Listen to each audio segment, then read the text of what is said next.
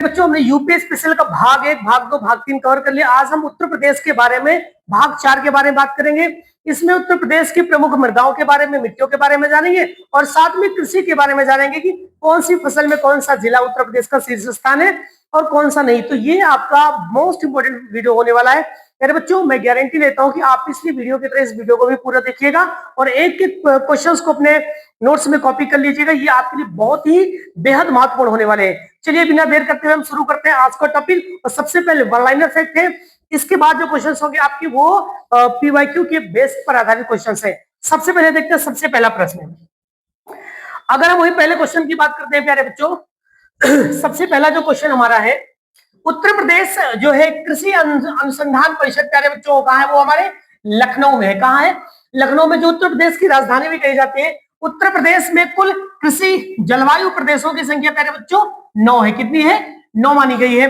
देश के कुल खाद्यान्न उत्पादन में उत्तर प्रदेश का प्यारे बच्चों कौन सा स्थान है? वो प्रथम स्थान है। हमारे भारत में सभी खाद्यान्न के कुल उत्पादनों में 28 राज्यों में उत्तर प्रदेश का पहला स्थान है। उत्तर प्रदेश को प्यारे बच्चों कहा जाता है शक्कर का कटोरा कहा जाता है। क्या कहा जाता है? शक्कर का कटोरा कहा जाता है। भारत की पहली चीनी मिल प्यारे बच्चों, भारत की जो पहली चीनी मिल है वो प्रतापपुर में स्थापित की गई। प्रतापपुर यानी कि देवरिया जिला और 1903 ईस्वी में। आगे बात करते हैं कि हमारे उत्तर प्रदेश में अगर कोई पूछे तो सर्वाधिक अफीम की खेती प्यारे बच्चों बाराबंकी में होती है। कहां होती है? बाराबंकी में। और उत्तर प्रदेश का एकमात्र अफीम फैक्ट्री है प्यारे बच्चों वो गाजीपुर में है। कहां है वो? गाजीपुर में है। आगे बात करते हैं उत्तर प्रदेश में सबसे ज्यादा आंवला आपको बताया कि आपके राज्य के पास एक जिला है प्रतापगढ़। सबसे ज्यादा पूरे यूपी के सभी जिलों में आंवला सबसे ज्यादा प्रतापगढ़ में ही होता है। आगे पशु चारा बैंक व भारतीय चारा अनुसंधान प्यारे बच्चों ये कहा? ये झांसी में। झांसी का एक स्थान है भरारी। वही केंद्रीय बकरी अनुसंधान ये कहा है? मथुरा में। मथुरा में कौन सा स्थान? मखदूमपुर में है। ये भी बहुत बार ये जो क्वेश्चन हमने जो रखी ये पीवाईक्यू प्रीवियस पेपर में ये पूछे गए हैं। आगे जो है राजकीय फल संरक्षण एवं डिब्बाबंदी अनुसंधान प्यारे बच्चों कहा? ये भी लखनऊ में ही है। जो कि कृषि अनुसंधान भी कहा है? हमारे लखनऊ में। ये सारे जो वन लाइनर फैक्ट है इनको आप जरूर लिख लीजिएगा। इन सभी प्रश्नों को मैंने जो पुरानी बुक्स में जो पूछे गए हैं, जो बहुत ज्यादा पेपर में पूछाते हैं, उन्हीं सभी प्रश्नों को मैंने एकत्रित करने की पूरी कोशिश की है। वही आगे हम बात करते हैं नेक्स्ट है। देखिए उत्तर प्रदेश में अगर कोई पूछे सबसे ज्यादा वर्षा, उत्तर प्रदेश में सबसे ज्यादा वर्षा प्यारे बच्चों गोरखपुर में होती है। कहां होती है? गोरखपुर में होती है। वही अगर उत्तर प्रदेश में बात करें सबसे कम वर्षा वाला जो जिला है वो कौन सा है? वो ये मथुरा है। कहां है? मथुरा में। सबसे ज्यादा वर्षा कहां होती है प्यारे बच्चों? गोरखपुर में होती है। ये पूर्वी क्षेत्र के आसपास जिला है। और सबसे ज्यादा सबसे कम वर्षा ये आगरा के पास एक जिला है मथुरा। कहां है? मथुरा। तो सबसे कम वर्षा यहां पर होती है, इसको याद रखिएगा। देखिए सर्वाधिक 4 राज्यों को छूने वाला या सीमा बनाने वाला जिला कौन सा प्यारे बच्चों? सोनभद्र है। सोनभद्र आपको हम पहले भी बता चुके हैं। वही उत्तर प्रदेश का सबसे पूर्वी जिला आपको पता है बलिया, सबसे पश्चिमी भी पता है शामली है। ये रिवीजन के तौर पर है। वही उत्तर प्रदेश का सबसे उत्तरी जिला उत्तर का ही सहारा होता है, सहारनपुर है, पहले बताया गया है। वही सबसे दक्षिणी जिला सोनभद्र, दक्षिण में यानी कि सोना है, सोनभद्र है, ये भी आपको बताया गया। यही हाँ, उत्तर प्रदेश का एकमात्र राष्ट्रीय उद्यान, उत्तर प्रदेश का एकमात्र राष्ट्रीय उद्यान जिसका नाम है दुधवा राष्ट्रीय उद्यान प्यारे बच्चों कहाँ है? लखीमपुर खीरी में है। ये क्वेश्चन आपका वेरी इंपॉर्टेंट क्वेश्चन है। ये क्वेश्चन जरूर याद रखिए, बहुत बार पूछा गया है। आगे उत्तर प्रदेश का प्रथम वन्य जीव विहार कौन सा है? चंद्रप्रभा। कौन सा है? चंद्रप्रभा। चासे चंद्रप्रभा, चासे चंदौली। प्यारे बच्चों ये क्वेश्चन भी आपका वेरी इंपॉर्टेंट है। ये भी आपके लगभग एग्जाम में पूछ लिए जाते हैं। तो ये दोनों most of the most important question बन जाएंगे। उत्तर प्रदेश का प्रथम पक्षी विहार नवाबगंज पक्षी विहार प्यारे बच्चों कहाँ है? उन्नाव में। नाव पर बैठकर नवाब जाते हैं, ऐसे याद कर लीजिएगा। तो नवाबगंज पक्षी विहार कहाँ है प्यारे बच्चों? उन्नाव में है। वही उत्तर प्रदेश की सबसे लंबी नहर प्रणाली प्यारे बच्चों कहाँ है? ये शारदा नहर है। कहाँ है? शारदा नहर में। पिछली वीडियो में हमने इसके बारे में बताया था। वही नेपाल की सीमा से सटे हुए उत्तर प्रदेश के कुल जिलों की संख्या प्यारे बच्चों 7 है, जो आपको बहुत पहले भी बता दिया गया है। तो ये जो वन लाइनर फैक्ट है इसको आप जरूर लिखिएगा, ये आपके किसी न किसी एग्जाम में जरूर टकरा जाएंगे। चलिए हम आगे बात करते हैं। उत्तर प्रदेश नाम से राज्य का गठन ये बहुत पहले बताया गया कि सर उत्तर प्रदेश की स्थापना 24 जनवरी 1950 को हुई। तो ये क्वेश्चन आपको पहले ही याद है। उत्तर प्रदेश का राजकीय पशु आपको याद है बारहसिंगा है। राजकीय पक्षी भी याद आपको, सारस या क्रौंच आपको, ये भी क्वेश्चन पहले से याद है। उत्तर प्रदेश का राजकीय पुष्प सर, ये भी हमें यहाँ पे इश्यू है। उसका वृक्ष क्या है सर, अशोक है, हमको ये भी याद है।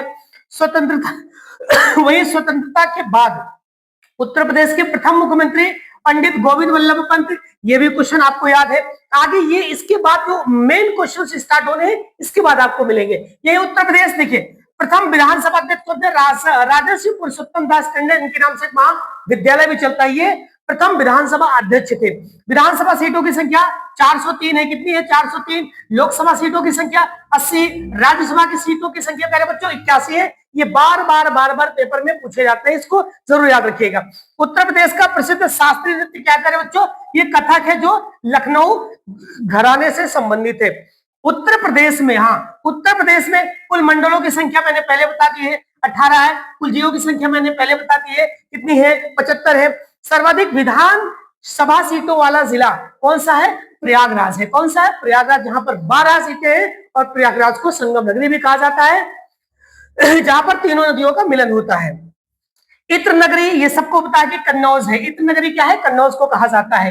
ये सारे क्वेश्चन आपने पहले लिखे हैं, बस एज अ रिवीजन के तौर पर आपने एक बार और सुना, आपके दिमाग में एक बार और बैठ गया है। चलिए हम वही आगे बात करते हैं।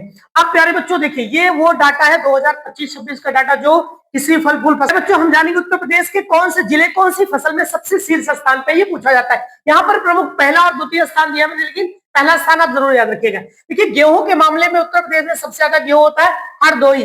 गेहूं को दो भागों में बांट दो, यानी कि हरदोई यानी कि दो भागों में हो गया, हरदोई और गोरखपुर दोनों है। वही धान, यानी धान से ही चावल बनता है, धान है शाहजहांपुर। शाहजहांपुर चावल बहुत पसंद है, ऐसे याद कर लीजिएगा। गन्ना, गन्ना कहते हैं शाम को नहीं तोड़ा जाता, सा से शामली याद कर लीजिएगा, गन्ने को शाम को नहीं तोड़ा जाता है। आलू, आलू से आगरा, आलू कहाँ होता है, सबसे ज्यादा आगरा में होता है। बाजरा, आलू और बजरा दोनों कहाँ है प्यारे बच्चों, दोनों आगरा में होता है, याद करिएगा। ज्वार और भाटा, यानी कि ज्वार है, ज्वार लाते हैं बंदे लाते, कौन लाते हैं, बंदे लाते हैं। बंदे से क्या हो जाएगा, बानापुरी, बंदे ही ज्वार लेके आते हैं। ठीक है। मक्का, मक्के की रोटी बहरे को ज्यादा पसंद है। किसे पसंद है, मक्के की रोटी किसे पसंद है, बहरे को पसंद है। सरसों, जो सरसों है मथुरा में है, कहाँ है, मथुरा। आप जाओगे पेड़ों की नगरी, वहां पर सरसों के पेड़ बहुत सारे मिल जाएंगे, ऐसे याद कर लीजिए। जो जौ है आजमगढ़, जौ को कोई आजमा नहीं सकता है, जौ को कोई आजमा नहीं सकता है, आजमगढ़ याद करिए। चना, चना भी बंदे जबाते हैं, कौन जबाते हैं, बंदे क्या करते हैं, चना जबाते हैं, बंदे से हो जाएगा बांदा। तो ये प्रमुख आपको 10 प्रमुख फसलें इधर दी गई है, इन सभी को याद रख लीजिएगा, ये आपके लिए मोस्ट इंपॉर्टेंट रहने वाले हैं। तो एक बार फिर से देख लेते हैं। सबसे पहले ध्यान से देखिएगा, हमने कहा कि जो गेहूं है, गेहूं दो भागों में, दो से हो जाएगा, हरदोई और गोरखपुर। धान, धान यानी शाहजहां को पसंद था तो शाहजहांपुर। गन्ना, गन्ना जो है शाम को नहीं तोड़ा जाता तो शामली हो जाएगा। आलू और बाजरा दोनों कहाँ है, दोनों आगरा में मिलेंगे। ताजमहल देखने जाओगे तो आलू और बाजरा लेके जाओ। वही ज्वार, यानी कि ज्वार उत्पन्न करते हैं बांदा, तो बांदा हो जाएगा। मक्का, जो मक्का पसंद है बहरे को। सरसों, सरसों यानी सरसों का पेड़ मथुरा में मिलेगा। जौ, जौ क्या है, जौ को कोई आजमा नहीं सकता है। चना, चने को बंदे चबाते हैं, क्या से बंदे से हो जाएगा, बांदा हो जाएगा। तो ये आपके 10 है, इनको जरूर लिख लीजिएगा और याद कर लीजिएगा। वही हम आगे बात करते हैं नेक्स्ट। तो मटर, देखिए मटर को जलाया जाता है, तो मटर को भूंज दो, कहते हैं छीमी भैया मटर चबा रहे हैं, तो मटर को जलाया जाता है, जलाया नहीं भूंजा, जलाने से हो जाएगा, जलावन हो जाएगा। मसूर, मसूर की दाल को खीर में मिला दो, किसमें मिला दो, खीर में, तो हो जाएगा लखीमपुर खीरी, ऐसे याद कर लीजिएगा। अरहर या तूर जो होता है, अरहर, अरहर का चित्र बनाया जाता है, क्या बनाया जाता है, अरहर का चित्र बनाओ, चित्र से हो जाएगा चित्रकूट। मूंगफली, मूंगफली को मैन खाते हैं, कौन खाते हैं, मूंगफली को मैन, मैन से मैन मतलब जो बंदर होते हैं वो भी बंदर भी खाते हैं, मूंगफली को मैन खाते हैं, मैन से कहा जाएगा मैनपुरी। वही मेंथा या पुदीना की बात करें तो पुदीना क्या है, 12 क्या है, पुदीना 12 में ज्यादा मिलता है। आम, आम को पता है मलिहाबादी आम हमारे लखनऊ में, आपने पहले याद किया। अमरूद भी आपको तो अमरूद फेमस है प्रयागराज के लिए, यानी कि आपका प्रयागराज। आंवला हमने बताया, आंवला सबसे ज्यादा प्रतापगढ़ में, कहा प्रतापगढ़ में। देखो लहसुन पे मैन को पसंद है, जैसे शादी ब्याह में जाते हो बफे सिस्टम में लहसुन लगा होता है तो मैन उसको ज्यादा खाते हैं, और जो महिलाएं होती है वो पानी फुल्की बतासा और जो है राइस फ्राई चाउमीन में बिजी रहती है, तो लहसुन की सब्जी खाने में मैन बिजी रहते हैं। वही तंबाकू, तंबाकू खाओ फरुखा बाद पूरे से उड़ जाओ, क्या करो पूरे से उड़ जाओ, तो ऐसा भी हो सकता है। तो एक बार हम और देखते हैं, मैंने कहा ये तो 20 मैंने जो दोस्त दिए हैं, 20 प्रश्न, इनको आप जरूर याद कर लीजिएगा, आपके लिए मोस्ट इंपॉर्टेंट होने वाले हैं।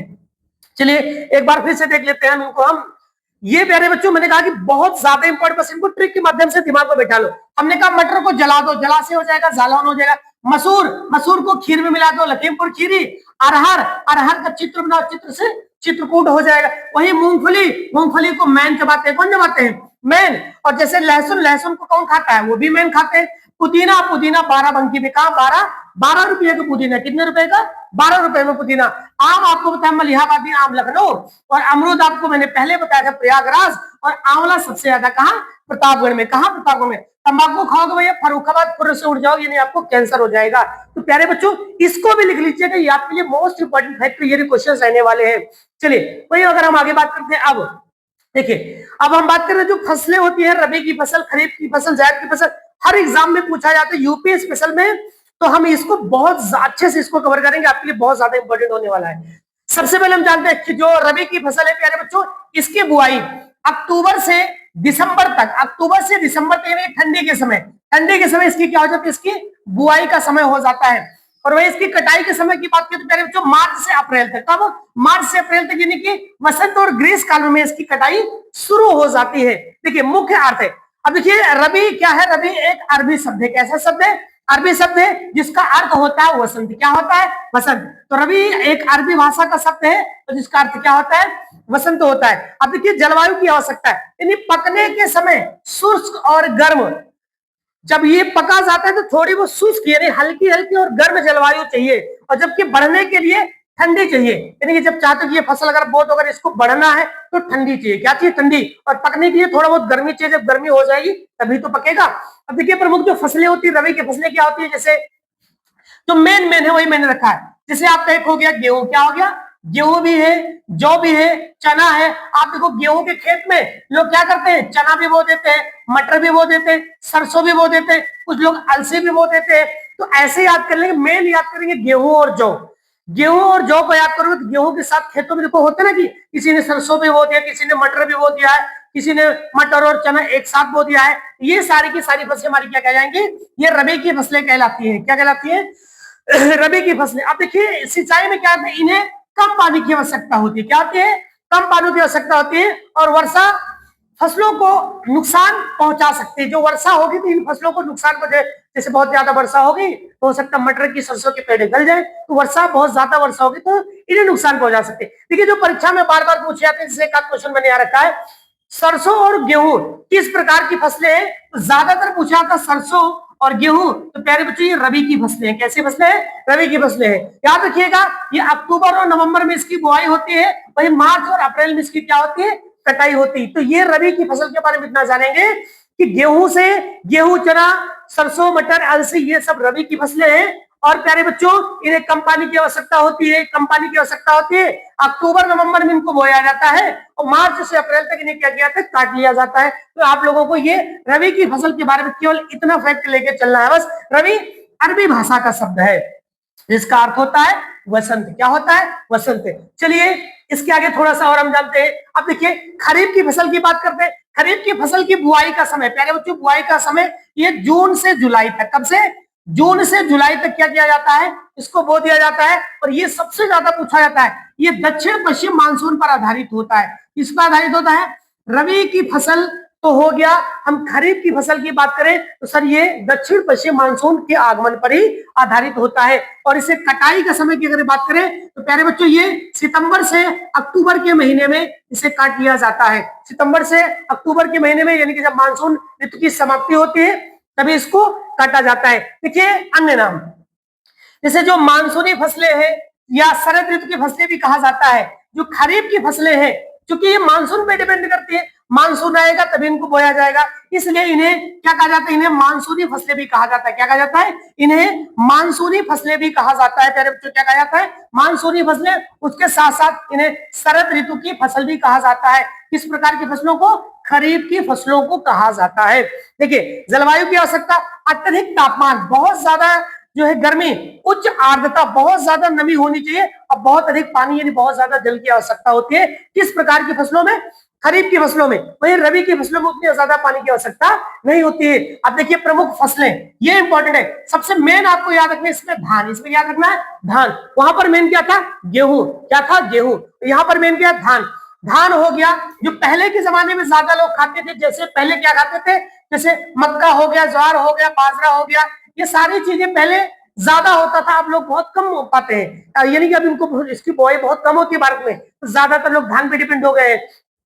तो ऐसे अब जो पुराने समय में ज्यादा यूज होती थी वो चीजें भी हमारी की खरीफ की फसल में आती थी, जिनको बहुत ज्यादा पानी चाहिए। मानसून आया, खेतों में इसकी बुआई हो, जैसे इस समय जुलाई अगस्त का महीना चल रहा है, तो खेतों में धान लग गए, बहुत ज्यादा पानी की आवश्यकता है ना।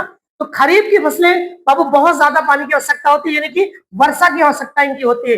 अब देखिए महत्वपूर्ण पूछ सकते हैं, यहाँ भारत की सबसे बड़ी ग्रीष्मकालीन वर्षा आधारित फसल है। अगर तो पूछे भारत में सबसे ज्यादा ग्रीष्मकालीन आधारित जो फसल है तो कौन सी, वो खरीफ की फसल मानी जाती है। कौन सी फसल मानी जाती है, खरीफ की फसल मानी जाती है। अब देखिए जो परीक्षा में बार बार यहाँ से एक आध क्वेश्चन बार बार पूछे जाते हैं, देखिए सबसे ज्यादा हम बात करते हैं धान की, किसकी, मैंने कहा धान और कपास, ये बहुत ज्यादा पूछा जाता है। धान और कपास जो है वो खरीफ की फसलें हैं, क्या है, खरीफ की फसल बोल दो चाहे मानसून फसल बोल दो, क्योंकि ये मानसून पर ही आधारित होती है। तो प्यारे बच्चों ये खरीफ की फसल आपके लिए मोस्ट इंपोर्टेंट है। चलिए अब लास्ट में हम बात करते हैं जायद की फसल। हमने कहा फसलें तीन प्रकार की होती है, रबी की फसल, जैसे रबी में आपने गेहूं याद कर लिया, खरीफ की फसल मेन लिया आपने धान याद कर लिया। अब हम जायद की फसल की बात करते हैं, जायद की। देखिए इसका जो बुआई का समय है वो मार्च से लेकर जून तक, मार्च से जून तक, यानी कि रबी और खरीफ के बीच में, रबी और खरीफ के बीच में जिन फसलों को बोया जाता है उन्हें कहा जाता है जायद की फसलें। क्या कहा जाता है, ये अल्पकालीन या अल्पकालिक ग्रीष्मकाल में बहुत कम समय में ये तैयार हो जाती है। कटाई का समय मानसून के आगमन के ठीक पहले, यानी कि जून जुलाई तक इसको काट लिया जाता है। देखिए विशेषता, या बहुत कम अवधि, हमने कहा कि बहुत लगभग 2 से 3 महीने में तैयार हो जाती है। कौन सी फसल 2 से 3 महीने में तैयार हो जाती है, सर जायद की फसल मात्र 2 से 3 महीने में तैयार हो जाती है। देखिए जलवायु की आवश्यकता, तीव्र गर्म हवाएं, उच्च तापमान और लंबी धूप चाहिए इसके लिए, यानी कि बहुत गर्मी चाहिए, हवाएं तेज होनी चाहिए, और गर्मी अगर होगी ये फसलें जल्दी तैयार होगी, जल्दी तैयार होगी जल्दी पक जाएंगी। जैसे प्रमुख फसलें इसमें हो गया, तरबूज हो गया, खरबूजा हो गया, ककड़ी हो गया, खीरा हो गया, ये बहुत ज्यादा पूछा है। खीरा, खरबूजा, ककड़ी, तरबूज, ये सारी की सारी जायद की फसलें होती है, ये इंपॉर्टेंट है। हाँ वही अगर हम सिंचाई की बात करें, सिंचाई इन्हें मुख्य रूप से कृत्रिम सिंचाई, कुआं नहरों के माध्यम से केवल छिछली सिंचाई की जाती है। कैसी फसलों में, जायद की फसलों में। हाँ सबसे ज्यादा जो पूछा जाता है प्यारे बच्चों, तरबूज हो गया, ककड़ी हो गया, ये प्रकार की फसलें जायद की फसलें कहलाती हैं। जायद की फसलें रबी और खरीफ के बीच की फसलें मानी जाती है। तो हमने रबी की फसल के बारे में जाना, खरीफ की फसल के बारे में जाना, जायद की फसल के बारे में जाना, इसमें कौन सी प्रमुख फसलें हैं और ये कौन से महीने में बोई जाती है और इनकी कटाई कब होती है, कौन से मानसून के आगमन के समय बोई जाती है, कौन से मानसून के जाने के समय काट ली जाती है। ये महत्वपूर्ण फैक्ट अगर आपने लिख लिया तो मैं गारंटी लेता हूं कि फसलों से संबंधित या इससे संबंधित, फसल चक्र से संबंधित कोई क्वेश्चन आपका कभी गलत होना नहीं है। चलिए तो हम आगे बात करते हैं नेक्स्ट पॉइंट। देखिए अब जो वर्षा ऋतु है, जैसे वर्षा ऋतु आपने कहा ऋतु सर 3 है उत्तर प्रदेश में, एक तो वर्षा ऋतु हो जाएगी, फिर क्या हो जाएगी, शरद ऋतु हो जाएगी, फिर क्या हो जाएगी, ग्रीष्म ऋतु हो जाएगी। तो हम अब हम ऋतुओं के बारे में जानते हैं। सबसे पहले वर्षा ऋतु के बारे में। वर्षा, जैसे इसमें बारिश हो रही है, रेनी यानी कि रेन का सीजन चल रहा है, तो देखिए ये जून के अंतिम सप्ताह से अक्टूबर तक इसकी अवधि क्या होती है, जून के अंतिम सप्ताह से अक्टूबर तक की इसकी अवधि है। और उत्तर प्रदेश में मानसून का आगमन, ये क्वेश्चन इंपॉर्टेंट है, उत्तर प्रदेश में मानसून का आगमन जून के लगभग तीसरे या चौथे सप्ताह में, लगभग लास्ट जून तक शुरू हो जाता है, उत्तर प्रदेश में मानसून आ जाता है। और कोई पूछे उत्तर प्रदेश में सबसे ज्यादा वर्षा, उत्तर प्रदेश में सबसे ज्यादा वर्षा गोरखपुर जिले में होती है। गोरखपुर, वही गोरखपुर जहां पर माननीय श्री हमारे सीएम योगी आदित्यनाथ जी का संसदीय क्षेत्र है, गोरखपुर है ना, जहां पर राप्ती नदी हमने कहा था यहाँ प्रमुख है, राप्ती नदी को गोरखपुर का शोक कहा जाता है, आपको पहले बताया गया है। तो सबसे ज्यादा वर्षा हमारे उत्तर प्रदेश के गोरखपुर जिले में होती है। वहीं उत्तर प्रदेश के किस जिले में सबसे कम वर्षा, न्यूनतम यानी सबसे कम वर्षा होती है प्यारे बच्चों, मथुरा में होती है। कहाँ होती है, मथुरा में सबसे ज्यादा, सॉरी सबसे कम वर्षा होती है, जो कि आगरा के पास है। कहाँ है, आगरा के पास है। सर्वाधिक वर्षा वाला अगर भूभाग की बात करें तो सबसे ज्यादा वर्षा अगर जिले की बात करें तो गोरखपुर, अगर जमीन की बात करें प्यारे बच्चों तो तराई क्षेत्रों में होती है। कहाँ होती है, सबसे ज्यादा वर्षा तराई क्षेत्रों में होती है। सबसे कम वर्षा वाला जो भूभाग, अगर भूभाग की बात करें तो पश्चिमी मैदानी क्षेत्र, क्या है प्यारे बच्चों, पश्चिमी मैदानी क्षेत्र में सबसे कम होती है और सबसे ज्यादा होती है तराई क्षेत्रों में। मैंने तराई क्षेत्र क्या है इसके पहले बताया है, आप पिछले वीडियो में देख लीजिएगा। देखिए उत्तर प्रदेश के औसत वार्षिक वर्षा है प्यारे बच्चों लगभग 94 सेंटीमीटर पूरे उत्तर प्रदेश में। एक साल में लगभग 94 सेंटीमीटर इतनी वर्षा हो जाती है। ये प्रीवियस क्वेश्चन पूछा गया, ये प्रीवियस क्वेश्चन पेपर में पूछा गया प्रश्न है। मुख्य वर्षा का स्रोत देखिए उत्तर प्रदेश में जो वर्षा होती है मुख्यतः बंगाल की खाड़ी बंगाल की खाड़ी यानी दक्षिण पश्चिम मानसून से। अगर हम बात करें यहाँ पर बंगाल की खाड़ी है, ये दक्षिण। अब यहाँ जब बंगाल की खाड़ी से हवाएं चलती हैं तो यहाँ से टकराती हैं, टकराने के पश्चात उत्तर प्रदेश में क्या करती है, उत्तर प्रदेश में वर्षा करती हैं। ये वर्षा से संबंधित जब हम भारत का भूगोल पढ़ेंगे तो वहां पर हम जान जाएंगे कि भारत में दक्षिण पश्चिम से वर्षा कैसे होती है और बंगाल की खाड़ी से जब हवाएं चलती है कहां से टकराती है, कहां से उत्तर प्रदेश में वैसे वर्षा कहाँ करती है, कहाँ लौटते हुए मानसून से करती है, कहां पर जाते हुए मानसून से करती है। फिलहाल यहाँ पर जानेंगे हम उत्तर प्रदेश में मुख्य वर्षा का स्रोत क्या है। बंगाल की खाड़ी की शाखा से यानी कि दक्षिण पश्चिम मानसून से उत्तर प्रदेश में सबसे ज्यादा वर्षा होती है। यह भी इंपॉर्टेंट क्वेश्चन है।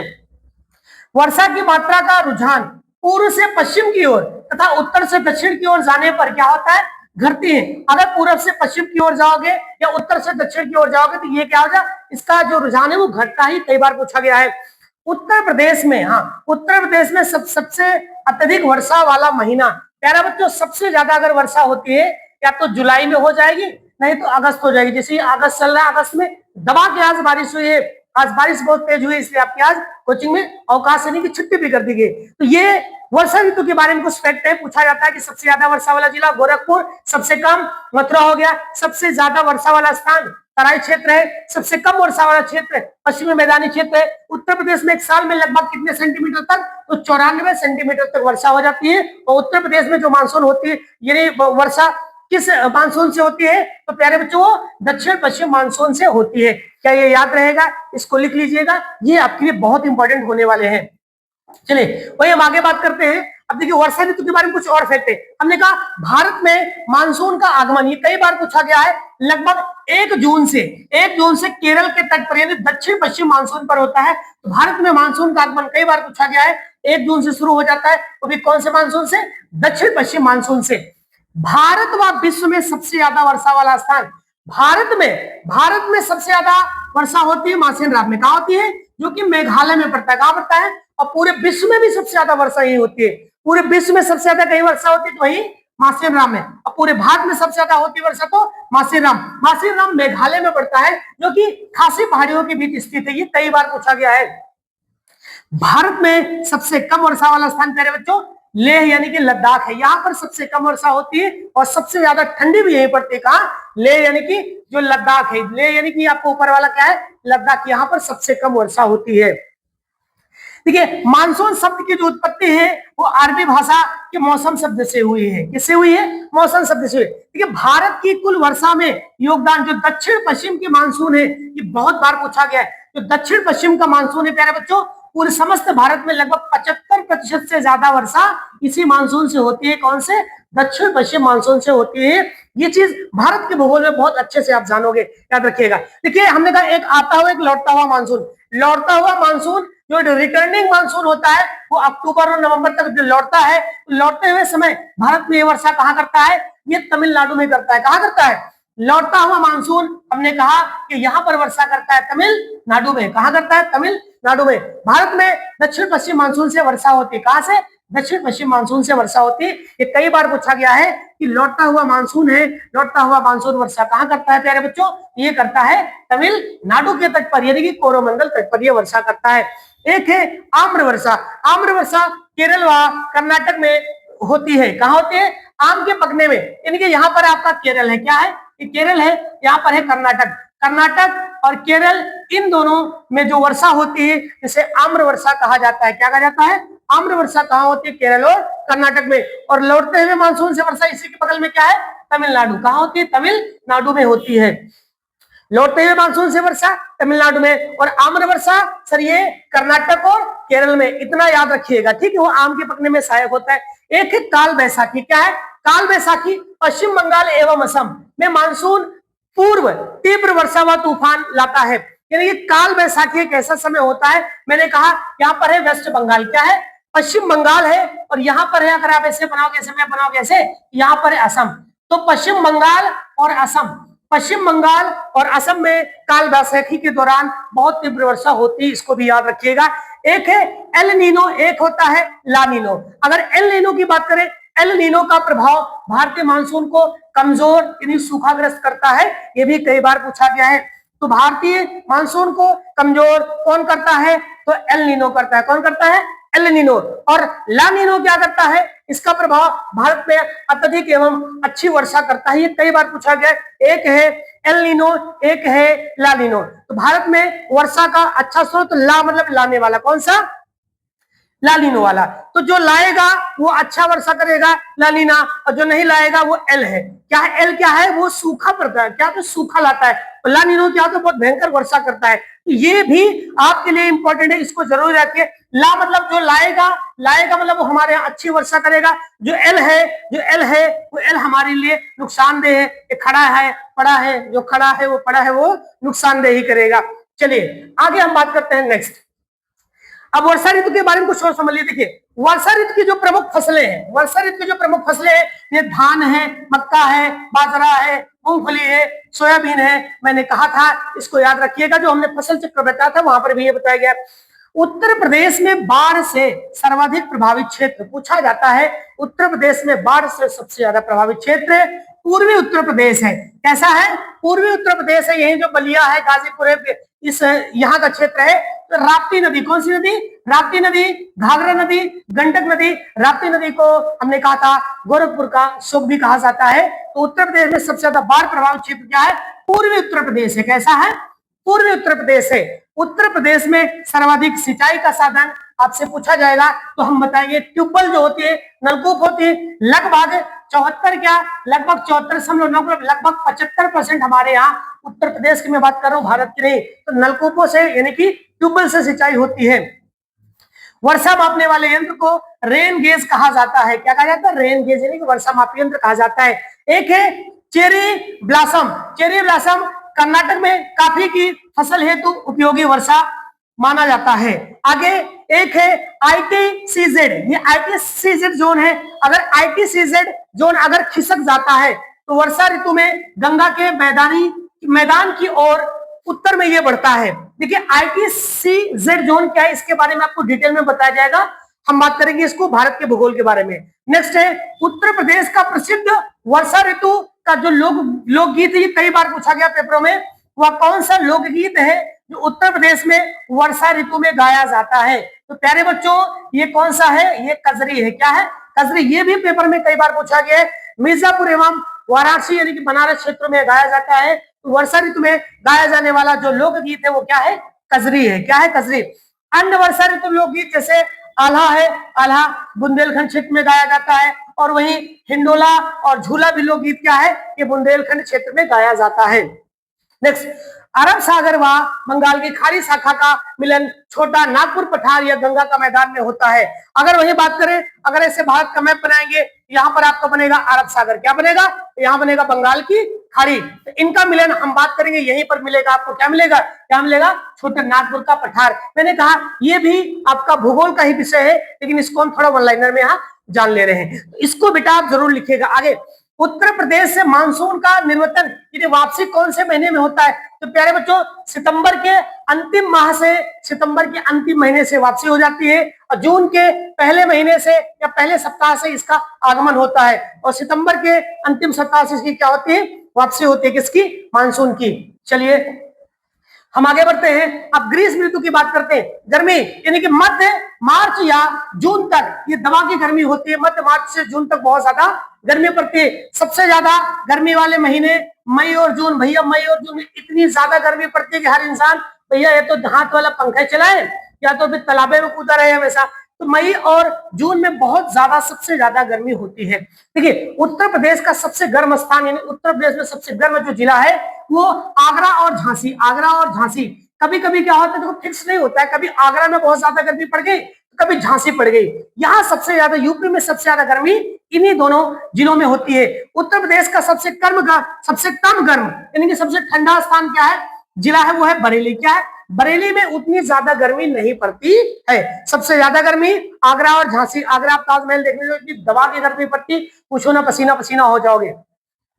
देखिए, तापमान का रुझान उत्तर से दक्षिण की ओर जाने पर तापमान बढ़ता है। कई बार पूछा गया है, अगर हम उत्तर से दक्षिण की ओर जाएंगे, ऊपर से नीचे की ओर जाएंगे तो तापमान बढ़ेगा। क्या होगा? तापमान बढ़ेगा। सबसे ज्यादा गर्म बुंदेलखंड क्षेत्र आपको मिलेगा। देखिए, औसत तापमान अधिकतम 36 डिग्री सेल्सियस से 39 डिग्री सेल्सियस तक उत्तर प्रदेश में इससे इतना ज्यादा तापमान होता है, और कम से कम 21 से 23 के बीच रहता है। तो गर्मी बहुत ज्यादा 36 से 39 तक और कम से कम 23 तक तापमान जाता है। देखिए, जो ग्रीष्मकालीन वर्षा है, उत्तर प्रदेश में इस ऋतु में बहुत कम वर्षा होती है। गर्मी में हमने कहा कि ग्रीष्म ऋतु में उत्तर प्रदेश में सबसे कम वर्षा होती है, 10 से 15 सेंटीमीटर तक ही होती है। देखिए, जो लू है, लू पश्चिमी विक्षोभ या स्थानीय प्रभाव से चलने वाली हवाओं को लू कहा जाता है, या शुष्क व गर्म पछुआ हवाएं होती है। शुष्क और गर्म पछुआ हवाओं को लू कहा जाता है। देखिए, जो आंधी होती है, आंधी वो मई और जून में चलने वाली हवाएं हैं। इसमें जो आंधी है, आंधी में क्या होता है? धूल भरी हवाएं, धूल भरी आंधियां चलती है, तापमान को अस्थायी रूप से कम करती है। अस्थायी रूप से कम करती है। ये लू तो तापमान को एकदम कम कर देती है। लू तापमान एकदम तपा देगी। आंधी क्या करती है? अपने साथ धूल मिट्टी कणों लेके चलती है। गर्मी का जो मुख्य कारण है सूर्य का उत्तरायण। क्या होता है? सूर्य का उत्तरायण, कर्क रेखा की ओर जाना। यदि जो सूर्य है हमारा बीच में, आपको बताइए भूमध्य रेखा है, यदि सूर्य धीरे धीरे कर्क रेखा की ओर, यदि उत्तर की ओर बढ़ रहा है, तो ये मान के चलिए कि गर्मी सबसे ज्यादा होगी। क्या होगी? गर्मी सबसे ज्यादा होगी। हमने कहा था सूर्य का उत्तरायण होना, दक्षिणायन होना, ये भारत के भूगोल का विषय है, तो हम वहां भी कवर करेंगे, लेकिन इसको हम वन लाइनर फैक्ट में जान ले रहे हैं। तो प्यारे बच्चों, इसको भी आप लिख लीजिएगा। अगर पूछा जाएगा कि भारत में सबसे ज्यादा वर्षा सबसे गर्म स्थान कौन सा है, तो आप बताओगे आगरा। क्या बताओगे? आगरा एवं झांसी। लेकिन सबसे कम गर्म स्थान तो बताओगे बरेली है। यहां से ये दो क्वेश्चन मोस्ट इंपोर्टेंट होने वाले हैं। चलिए हम आगे बात करते हैं नेक्स्ट। देखिए, ग्रीष्म ऋतु के बारे में, और देखिए अवधि, यानी कि संपूर्ण भारत में मार्च से मई के दौरान, मार्च से मई या मध्य जून तक गर्मी पड़ती है। याद रखिए, मार्च से मई या जून तक दबा के गर्मी पड़ जाती है। भारत का सबसे गर्म स्थान, भारत का, मैं उत्तर प्रदेश की बात नहीं कर रहा हूं। अगर उत्तर प्रदेश की बात करें, कंफ्यूज मत होइए, उत्तर प्रदेश का सबसे गर्म स्थान, मैंने कहा उत्तर प्रदेश का सबसे गर्म स्थान वो है आगरा या झांसी है। आगरा या झांसी है। और सबसे कम गर्म है कौन है? बरेली। यानी सबसे कम गर्म का मतलब ठंडा हो जाएगा। अब वो तो उत्तर प्रदेश का है। अब यहाँ पर मैं भारत की बात करूं, कंफ्यूज मत होइएगा। भारत में सबसे गर्म स्थान की बात करें, फलौदी जो राजस्थान में है। कहा है? फलौदी राजस्थान। फलौदी या राजस्थान सबसे रेतीला है। फलौदी या चुरू कहा जाता है, वो कहा है? राजस्थान में। वहां सबसे ज्यादा गर्मी पड़ती है पूरे भारत में। कहा? पूरे भारत में। और अगर वही उत्तर प्रदेश की बात करें, उत्तर प्रदेश में सबसे ज्यादा गर्मी पड़ती है कहां?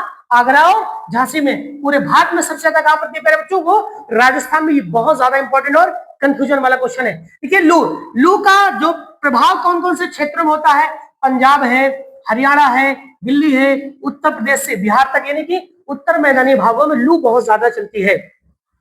देखिए, जो ग्रीष्म अयनांत होता है, ये 21 जून को उत्तरी गोलार्ध का सबसे बड़ा दिन माना जाता है।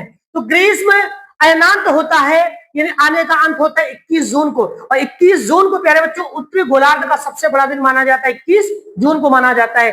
देखिए, वायुदाब की जो स्थिति होती है उत्तरी या उत्तर पश्चिमी भारत में अत्यधिक गर्मी के कारण जो क्या होता है? निम्न वायुदाब बनाता है। कैसा वायुदाब बनाता है? जो वायुदाब होता है उत्तर भारत में, यानी निम्न वायुदाब होता है। देखिए, हमने कहा आईटीसीजेड जोन है, इसे हम बताएंगे जब ये खिसकेगा। जो आईटीसीजेड जोन है, जब ये खिसक जाता है, अंततः उष्ण कटिबंधीय अवक्षेत्र क्षेत्र आईटीसीजेड यानी उत्तर की ओर खिसक जाता है। किधर खिसक जाता है? उत्तर की ओर। यानी कि जो गंगा का मैदान है, ये उत्तर की ओर खिसकता है। किधर खिसकता है? ये उत्तर की ओर खिसकता है। याद रखिएगा, आईटीसीजेड जोन किस ओर बढ़ता है? उत्तर की ओर बढ़ता है। देखिए, काल बैसाखी पश्चिम बंगाल और असम में शाम के समय आने वाला भयंकर तूफान और वर्षा है। ये भैया काल बैसाखी आया है। काल बैसाखी मैंने कहा था काल बैसाखी को अगर याद करोगे, यहाँ पर असम है, यहाँ पर पश्चिम बंगाल है। असम और पश्चिम बंगाल में बहुत भयंकर तूफान और वर्षा लाने वाला समय काल बैसाखी है। कौन कौन से राज्यों में? पश्चिम बंगाल और असम में। ये भी याद रखिएगा। आगे, आम्र वर्षा मैंने पहले कहा, केरल व तटीय कर्नाटक में जो आम को पकने के लिए आम्र वर्षा करवाता है, ये मैंने पहले बता दिया था। कॉफी वर्षा जिसे चेरी ब्लॉसम कहा जाता है, कहां से कॉफी सबसे ज्यादा कहां होती है? कर्नाटक में। तो कर्नाटक के लिए कॉफी वर्षा होती है, आप उसे कॉफी वर्षा का नाम दिया गया है। वहीं बारदोली छीड़ा, देखिए असम में ग्रीष्म तूफानों का एक स्थानीय नाम है। असम में जो गर्मी के समय जो तूफान आता है प्यारे बच्चों, उसे बारदोली छीड़ा कहते हैं। क्या कहते हैं? बारदोली छीड़ा असम में, कहां पर? असम में आने वाला एक प्रकार का तूफान है, स्थानीय भाषा में उसे कहा जाता है बारदोली छीड़ा। ये सभी प्रश्न आपके पेपर में पूछे गए हैं, इसलिए इन्हें हम वन लाइनर फैक्ट के रूप में लेके चल रहे हैं। प्यारे बच्चों, इसको भी आप लोग लिख लीजिएगा। चलिए वही हम आगे बात करते हैं ग्रीष्म काल के बारे में। देखिए प्रमुख फसलें हमने बताई थी कि जायद की फसलें हैं, ये मार्च या अप्रैल में बोई जाती हैं और जून में ये काट ली जाती है। महीना 1-2 महीना 15 दिन ऊपर नीचे हो सकता है, कोई फिक्स नहीं है। देखिए जायद के मुख्य फसलें में तरबूज है, खरबूज है, ककड़ी है, खीरा है, लौकी है, मूंग है, उड़द है, ये आपको पहले बता दिया गया। प्रमुख ग्रीष्मकालीन फल जैसे आम गर्मी में बहुत पसंद है, लीची है, कटहल पक जाता है, लोग इस ऋतु में आम बहुत खाते हैं, कटहल भी मिल जाता है आपको। नदियों की स्थिति, जो प्रायद्वीपीय नदियां हैं वो सूखने लगती है, गर्मी में सूखने लगती है, जबकि हिमालयी नदियां बर्फ से पिघलने लगती है। यानी कि गर्मी होगी तो हमारे यहाँ गांव में जो छोटी नदी है वो सूखने लगेगी, और गर्मी बहुत ज्यादा पड़ेगी, हिमालय पिघलेगा तो हिमालय से कुछ जो नदियां हिमालयी नदियां उसमें बहुत ज्यादा बाढ़ आएगी। लू से बचाव की पारंपरिक पेय आम का पन्ना, यानी आम जूस हो गया, बेल का शरबत हो गया, सत्तू हो गया, छाछ और गन्ने का रस, ये गर्मी में बहुत ज्यादा इसको पिया जाता है। इसको पीने से आपको लू नहीं लगेगी। तो आम हो गया, बेल का शरबत हो गया, सत्तू हो गया, सत्तू तो बहुत कम होता है, गन्ने का रस होता है, लोग पी लेते हैं, वो लू के लिए फायदेमंद है, इसलिए आप इसको गर्मी में खुद दबा के पिया करिए। देखिए पहनावा, गर्मी से बचाव है तो हल्के रंग के सूती वस्त्रों का पहना जाता है। यानी कि बहुत ज्यादा गर्मी पड़ती है, एकदम टेरिकॉट एकदम बोरे पहन के घूमने लगा, तो गर्मी के समय हल्की सूती वस्त्रों को पहना जाता है। प्रमुख पर्व और त्योहार, गर्मी के समय जैसे बैसाखी हो गया, अप्रैल के महीने में बुद्ध पूर्णिमा हो गया, गंगा दशहरा हो गया, ये प्रमुख त्योहार है कौन से? ग्रीष्म ऋतु के। देखिए जल संकट, बुंदेलखंड व बिंद क्षेत्र में इस समय यानी ग्रीष्म ऋतु में बहुत ज्यादा जल का संकट होता है, भारी जल संकट उत्पन्न हो जाता है।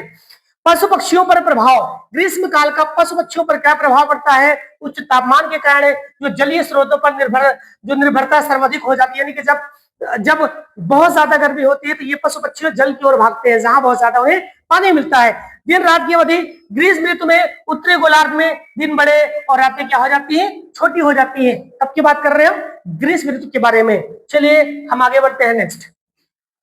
देखिए शरद ऋतु की बात करते हैं। शरद ऋतु यानी कि ठंडी, देखिए सितंबर के अंतिम सप्ताह से नवंबर तक, सितंबर के अंतिम सप्ताह से नवंबर तक, यानी कि जब मानसून लौटता है तो शरद ऋतु आती है। तो क्या आती है? शरद ऋतु आती है। जो अक्टूबर हीट है, अक्टूबर माह में तीखी धूप व हल्की गर्मी होती है, दोनों तीखी धूप व हल्की गर्मी महसूस होती है, जबकि रातें क्या होती है? बहुत ठंडी और सुहावनी होती हैं शरद ऋतु में। देखिए वायुदाब एवं पवन की दिशा, उत्तर भारत में उच्च वायुदाब होता है। कैसे होता है? हाई प्रेशर होता है, उच्च वायुदाब बनने लगता है, जबकि दक्षिण पूर्व से बदल कर ये उत्तर पश्चिमी हवाएं चलने लगती है, उत्तर पश्चिम की ओर हवाएं चलने लगती हैं। देखिए आकाश एवं आर्द्रता, वर्षा, ये आपकी इंपॉर्टेंट है, ये पीसीएस मेंस के लिए इंपॉर्टेंट हो सकता है कि शरद ऋतु के बारे में बताइए, तो जो वन लाइनर फैक्ट है उसको आप कवर कर लीजिएगा बस। ये बाकी अगर जैसे पीसीएस मेंस में लिखने के लिए शरद ऋतु के बारे में बताइए तो हमें ये पूरी डिटेल में लिखना है, लेकिन आपको वन लाइनर फैक्ट जो बन सकते हैं वो मैं आपको बता दे रहा हूँ। देखिए आकाश में जैसे वर्षा समाप्त होने के बाद आकाश बिल्कुल स्वच्छ होता है, नीला व मेघ रहित होता है। सबको पता है जब बारिश हो जाएगी तो फिर बादल आसमान एकदम स्वच्छ हो जाएगा। और सब तापमान जो यूपी में अधिकतम 28 डिग्री सेल्सियस से 32 तक होता है, और कम से कम हमने कहा 16 से 20 तक आ जाता है शरद ऋतु में। जल स्रोतों की स्थिति, नदियां हैं, पोखरे हैं, जलाशयों का जल वर्षा के कीचड़ से मुक्त होकर निर्मल और स्वच्छ हो जाते हैं। ठंडी में जब वर्षा नहीं होगी तो पानी जो एकदम स्वच्छ आपको मिलेगा, ये शरद ऋतु के बारे में है। चलिए इससे जो मेन फैक्ट क्वेश्चन बनने हैं, देखिए अब हम देखिए मानसून का पीछे हटना। देखिए मानसून का परिवर्तन क्या होता है, परिवर्तन कितने यानी किन कारकों पर होता है। जैसे मानसून का पीछे हटना, सितंबर के मध्य से दक्षिण पश्चिम मानसून की हवाएं कमजोर होकर उत्तर भारत की ओर चलने लगती हैं। जैसे मानसून पीछे हटता है कहाँ? पंजाब में, हरियाणा में, यूपी में, यहां से मानसून पीछे हटने लगता है। मानसून पंजाब हो गया, हरियाणा हो गया, यूपी हो गया, मानसून धीरे धीरे क्या होगा?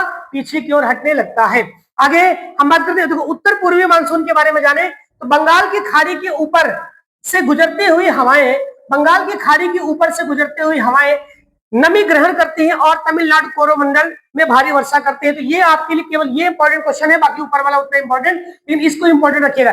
जो उत्तरी पूर्वी मानसून क्या करता है, वो तमिलनाडु के कोरोमंडल तट पर वर्षा करता है, ये पूछा गया है, याद रखिएगा।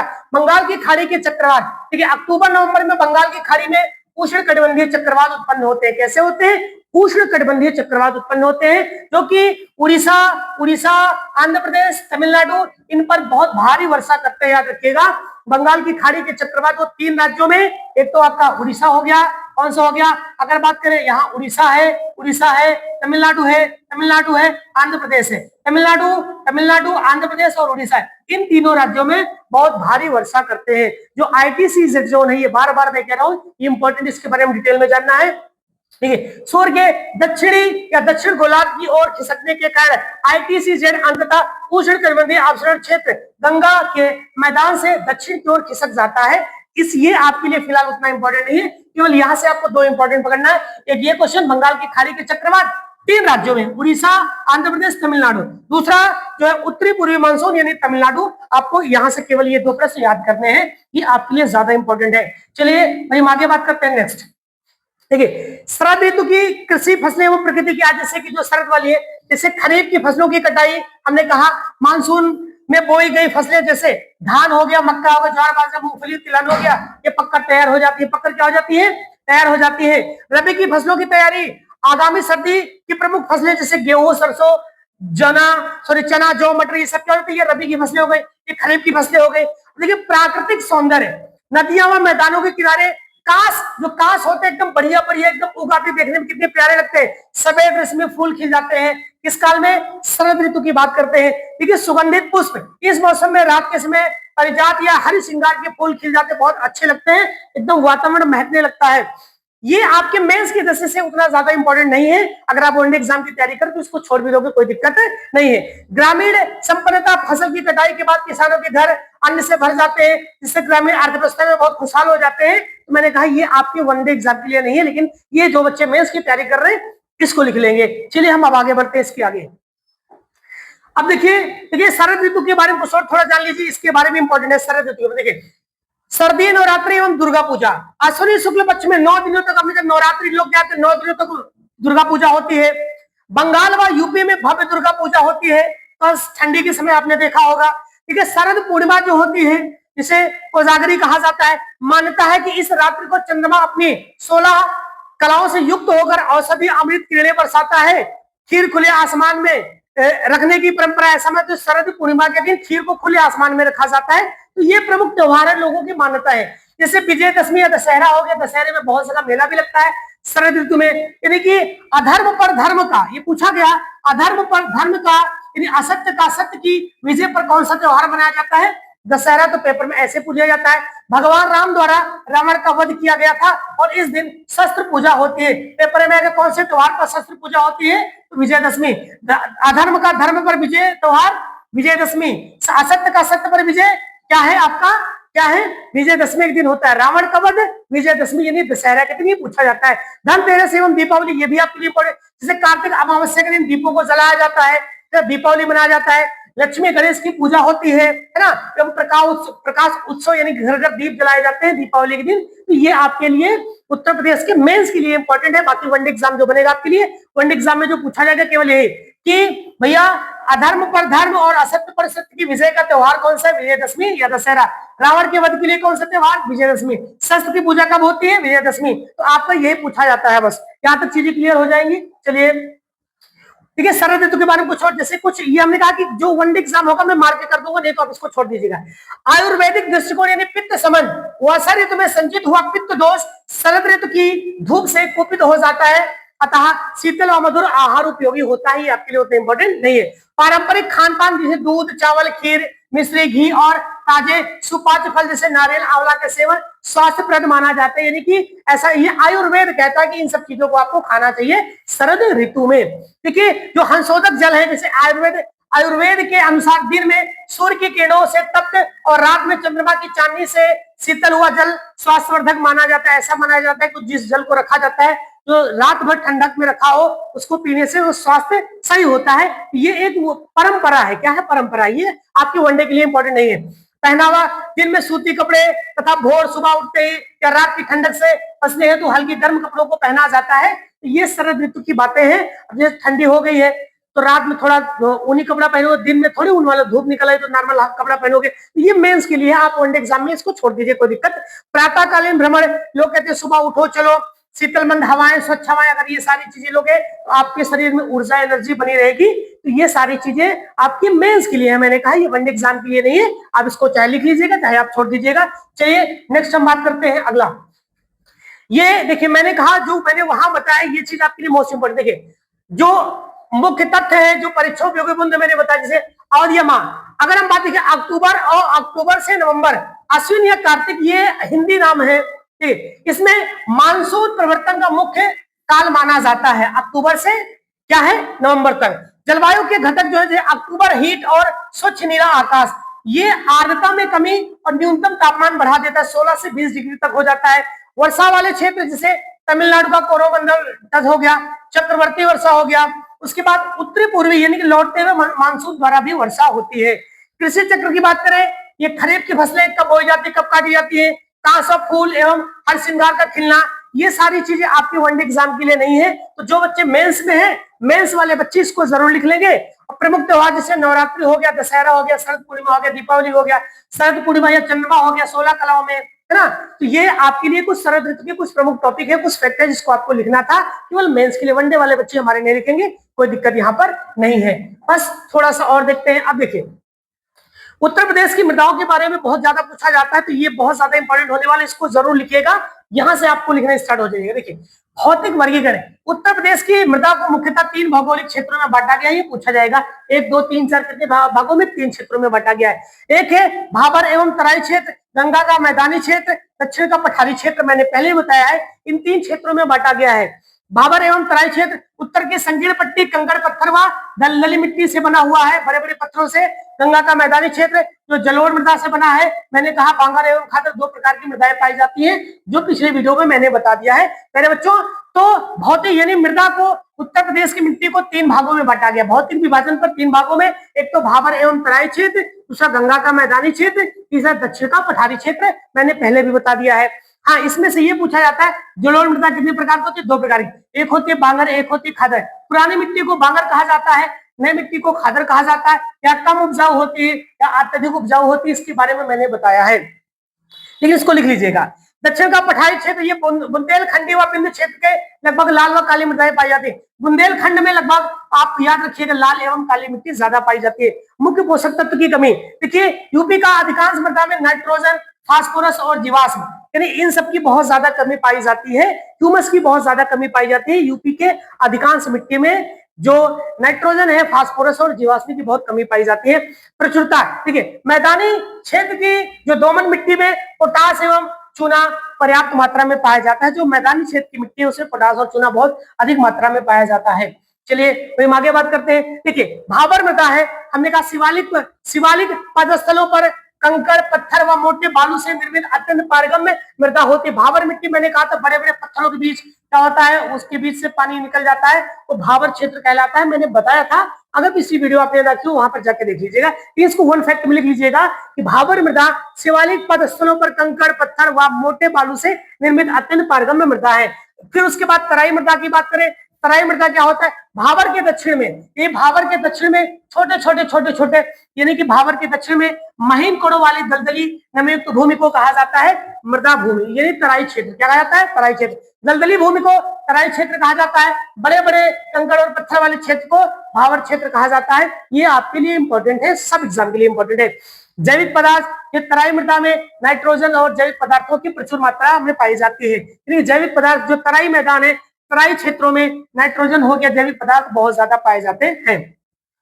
प्रमुख फसलें जैसे गन्ना एवं धान के यहाँ के लिए जो तराई क्षेत्र है प्रमुख मानी जाती है। गन्ना और धान यहाँ पर बहुत ज्यादा उपयुक्त मानी जाती है। सहारनपुर हो गया, बिजनौर हो गया, लखीमपुर खीरी हो गया, बहराइच हो गया, गोंडा हो गया, इन सभी जिलों में सबसे ज्यादा तराई मृदा पाई जाती है। कैसी मृदा पाई जाती है, तराई मृदा पाई जाती है। आगे हम बात करते हैं नेक्स्ट, तो हम बात करते हैं अगले पॉइंट पे। देखिए मैदान मैदानी भाग की मृदाएं बांगर और खादर, ये हमने कहा most of the most important है। यहाँ से 1 नंबर का प्रश्न आपसे पूछा जा सकता है।